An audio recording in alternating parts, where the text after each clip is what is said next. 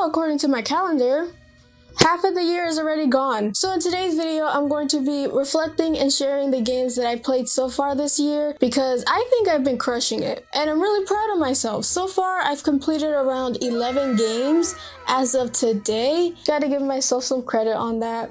Give yourself credit too. Tell me in the comments down below the games that you have been crushing this year so far. I would love to hear it. Now, I actually keep a list of the games on my phone. I highly recommend you do that, or you could keep it in a journal. And I actually put the date that I beat it on too. Now onto the list. The first game that I beat this year is Persona 3 Portable. Now, I do know they have Persona 3 Reloaded coming out next year, so I'm gonna have to play that one too. But when they announced it back then, I didn't know they were gonna remake the whole thing. There was rumors and stuff, but I just didn't believe it. Though the portable experience was still a very good experience, even though it played like a visual novel and it didn't have all the animated cutscenes. It was still a good game that got the story across, and the portable version was my first time playing Persona 3, so overall I had a very lukewarm experience. The things that I did love about the game are universal, like the themes, the characters, and just their interactions. I loved all that stuff. What I really hated was the portable aspect. There was quality of life changes, like being able to control your party, which the PS2 version did not have, which I appreciated, and the removal of the fatigue system. While it's still there, it's not as extreme as the original Persona 3, but it did come with some heavy sacrifices being made for the portable version. A lot of the animations and cutscenes are just cut out altogether. The game feels more like a visual novel with static overworlds and the lack of exploration. Now, I want to emphasize that I don't mind visual novel games. I actually have a lot of visual novel games, but with Persona 3, it didn't really gel well with the visual novel style. I wanted to see more expression, action, and adventure. Going through the school and different areas require you to just click on it and the character goes in. You can't walk by yourself, which might be kind of a nitpick, but believe me, it really takes off of the immersion because it's just, I want to walk inside the school. Let me walk in the school, but yeah. No. Though there is a route where you could go and play as a female main character, which is the first, well, not the first, which is the second ever female playable character. But then I realized it's kind of the same thing, but like a girl, and you could romance the guys instead of the girls, so I didn't really see any value in that. Though besides that, the gameplay is still the Persona gameplay that I love. Another thing I like to add is the characters. They're really fun and cool. Not my favorite cast, but it does get the story along, and I found myself really getting invested into their stories. My favorite character might be Misuru or Junpei, or they could be both. I like Junpei and Misuru. I also adore Fuka, so there's a lot of good characters in this game. And the social links are very solid as well. Some of them are just real tearjerkers, others are just wholesome, and then there's the ones that are just questionable. Trying to get my friend to go out with my teacher, kind of questionable. But through and through, I did love Persona 3. Not the portable version, but the themes. I actually cried like a baby towards the end. It really got to me on an emotional level that I really wasn't ready for, and I was just bawling, which is weird because I usually don't cry at the end of games or anything like that. The ones that I do are pretty special to me. So while I didn't enjoy the way it was packaged, I still enjoyed the game so much, and I love it a lot, and I just can't wait for Reloaded to experience it all over again. Next game on the list is Fire Emblem Engage. Oopsies. Fire Emblem Engage was a game that happened. I didn't really like it, but I didn't really dislike it either. It was pretty meh. Now, I'm a huge Fire Emblem fan. I played Awakening, Valencia, Fate, Three Houses, and all the warrior style games, so I'm really invested into Fire Emblem. But this one just wasn't itchy for me. It's supposed to be like a anniversary title where it celebrates all the years of Fire Emblem, but it just didn't make any sense story-wise. I just couldn't get past how badly the story was written. The gameplay is very good, but everything else is just questionable. If I were to describe this game, it would be the tale of two different games. On one hand, you get the best gameplay you've ever seen in a Fire Emblem game, but on the other hand, you have the game and its underwhelming story that is very basic and lackluster. And I still don't know where the emblem rings come from, and I don't really know how they work either. Are they just transported there, like through their mind? Are they dead or do they go back to their world? How does it look like for them in their world? Are they sleeping or something? There's a lot of questions left unanswered. So besides all the negative stuff I've been saying, this game is actually pretty good for newcomers to the series because of its ease of access and the gameplay mechanics are just fun. So this game does have good moments, but I feel like the bad moments really stood out to me and I wasn't as invested as any other Fire Emblem game, and I feel like it's the worst in the series in that department. If you want to hear my thoughts more in depth, I did do a worth to buy for it, so check it out. Next on the list is Mario & Luigi Superstar Saga for the Game Boy Advance. I played it on the GBA NSO app, and yeah, I beat it and I loved it. Now, I beat this game several times, especially when I was a kid, so replaying it as an adult was very nostalgic and I loved the experience. I actually streamed the whole thing too if you want to check those out. The colorful characters, the banter between Mario and Luigi will never be unmatched. The gameplay mechanics are still fantastic, and I can't help but look at how well this game has held up throughout the years. It's a really well crafted game and I just love it so much. Now the next game is a game that I was really anticipating, and that is Atelier Ryza 3 Alchemist of the End and the Secret Key. Woo! Now Koei Tecmo did provide a review copy, but I bought the physical edition for myself. Now if you want to hear my first impressions of Atelier Ryza 3, I have a video on that, and I also have a video on all the Ryza games, Ryza 1, 2, and 3 as a retrospective, so if you want to check that out too, all the links will be in the description down below. Now the retrospective does have spoilers, so be warned. Anyways, I love this game through and through. It is the best version of the Atelier Ryza games to this date. It's a testament of what Gus can truly do with the series. Ryza 3 is the definition of ambition because Gus decided to expand the scope of the game by making it open world. Also, there's a lot of characters to choose from and see their stories through the end. So in my opinion, Atelier Ryza 3 was the perfect ending to this awesome, fantastic trilogy. And again, if you want to hear my full thoughts, check out the videos that I mentioned. But nonetheless, this game really was the highlight of my year. It's not my gothy, but it's close to it. Alrighty, next game is Octopath Traveler 2. Now, I was in love with Octopath Traveler. It was one of my favorite games of the early years of the Nintendo Switch, and it really revolutionized the whole HD 2D graphic style in a beautiful way that I can't get over how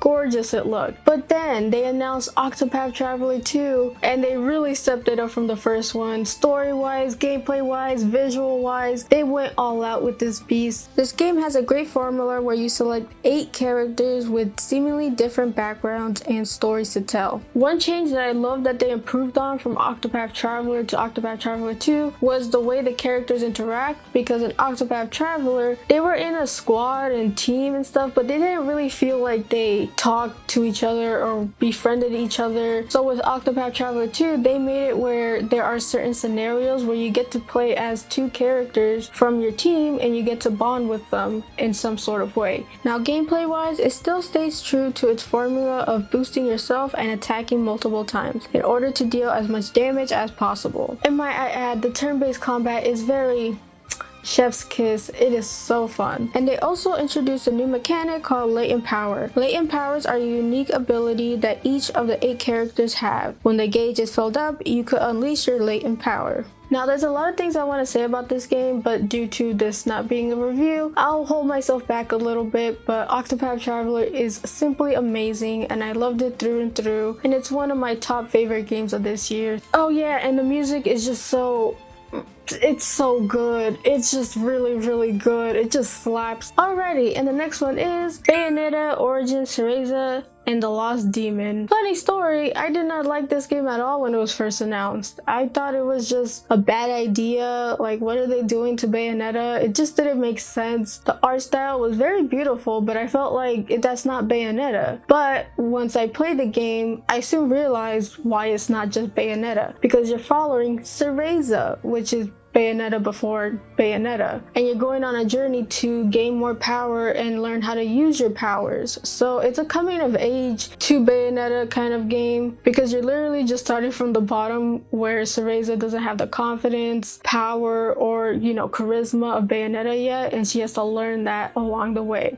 with her pet demon Cheshire, which has an attitude and he needs to learn too. Now the gameplay mechanic is a bit different and I know why a lot of people don't like it. So basically you have to control Cereza and Cheshire at the same time with both Joy-Cons. Now that doesn't play well on a Pro controller. It's actually pretty difficult on a Pro controller. If you put your Joy-Cons each in one hand, it's easier because you could manage left and right, Cereza and Cheshire without really getting confused.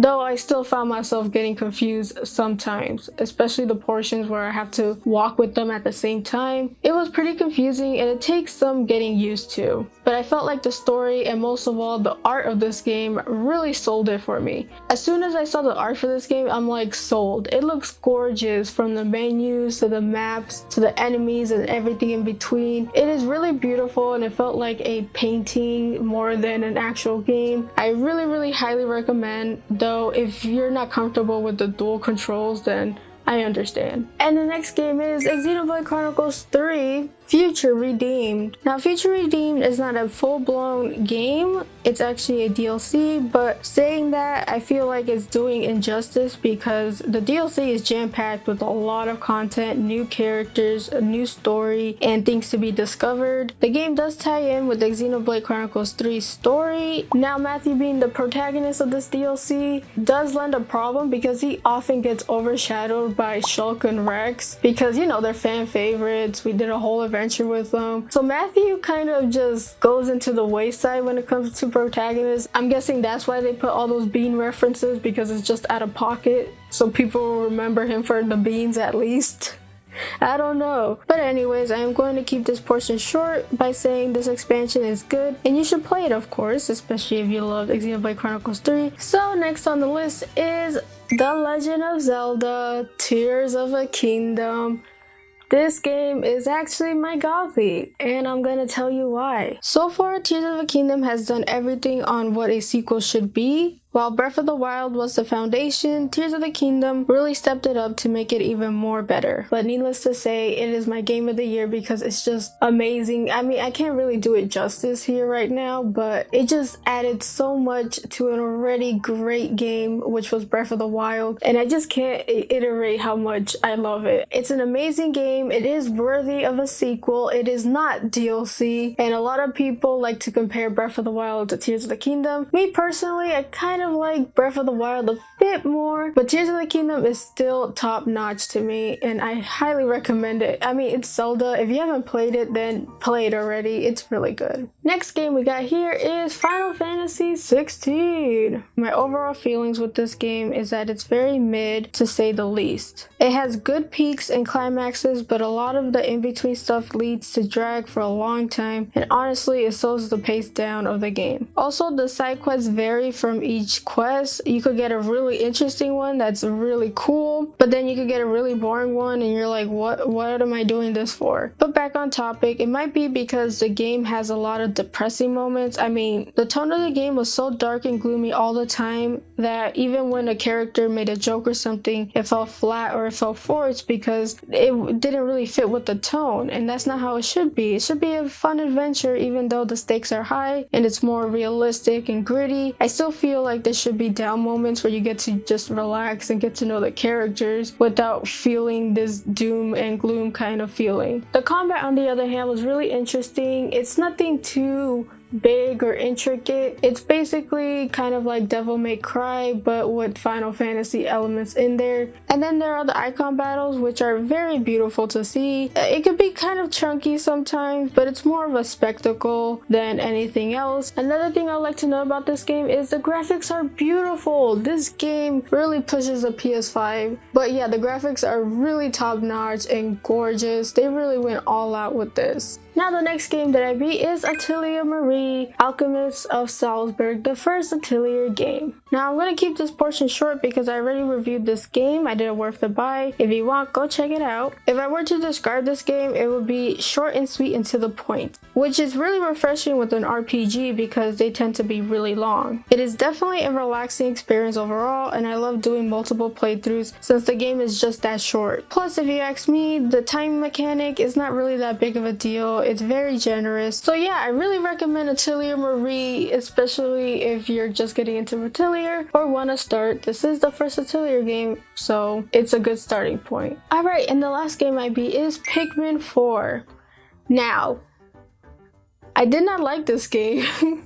As a game, it's really good, from the gameplay mechanics to the graphics, everything is solid. But for me, it didn't feel like a Pikmin game, and there's just a lot of clutter in this game. Now, your main mission is to find Omar and get him back on his planet with the help of your dog Akoshi, I think that's how you say it, and the Pikmin. But the thing is, it doesn't really feel like the Stranded kind of experience like 1, 2, or 3. Like, I really didn't like the Dandori battles, all the equipment, all the people. It didn't really give that Pikmin feel. It felt like the Pikmin were an afterthought. So that's why I didn't like this game. Oh, and there was a portion where I think it was my fault though, where I got stuck and I could not for the life of me figure out why I wasn't progressing until I live streamed and I asked you guys for help, and with a lot of research and detective abilities, we figured out what was wrong. But get this, the problem was because I skipped a Dandori battle in the second world, when I was like on the 3rd or 4th. So it was a waste of time and it could have been done better. It could have told me, hey, you're missing a Dandori battle, you cannot progress, but it didn't. So I was just running around like, oh my god, did I break the game or something? But yeah, that was the problem. It was my fault. I should have skipped the Dandori battle, but I thought they were optional. So anyways,